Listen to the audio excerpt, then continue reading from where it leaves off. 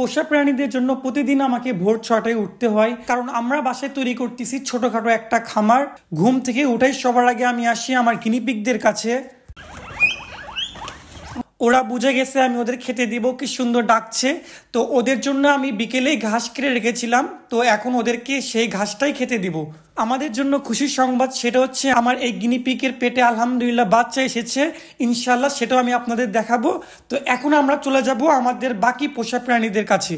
তো এখন আমি বাসার মেইন দরজাটা খুললাম, এই যে শুরু হইলো আমাদের একটি পোষা প্রাণী। এই যেখানে দুইজন বসে আছে ডিম নিয়ে, মাশাল্লাহ। সামনে আরো অনেকগুলো আছে, তো এখন আমরা সামনে তাদের কাছে যাব। তো এর ভিতরেই আছে আমার সকল পোষা প্রাণী যাদেরকে নিয়ে আমরা ছোটখাটো খামার তৈরি করতেছি। এখানে আছে আমার সবগুলো দেশি মুরগি, আবার এখানে আছে সিল্কি, তিতির, সামনে আছে ব্রাহ্মা, কিং কোয়েল, ককাটেল, ঘুঘু, অনেক কিছুই আছে। এর মধ্যে থেকে কিছু কিছু বাইরে বের করে আমি এখন আপনাদের দেখাবো। সবার আগে দেশি মুরগিগুলোকে ছেড়ে দিলাম, এখন ছাড়বো আমার হাঁসগুলোকে।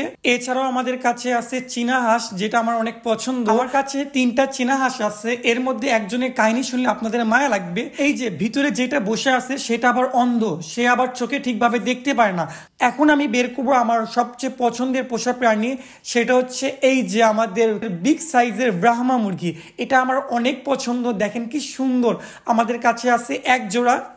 তো মোটামুটি সবাইকেই বের করা হয়ে গেছে, তো এখন আমি ওদেরকে খেতে দিব। মাশাল্লাহ কি সুন্দর সবাই মিলে একসাথে খাচ্ছে, দেখতে এতই ভালো লাগে সকাল সকালে এইগুলা। এর মাঝে আমি দেখতে পাচ্ছি আমাদের শশার গাছে শশা মাশাল্লাহ অনেক সুন্দর বড় হয়েছে।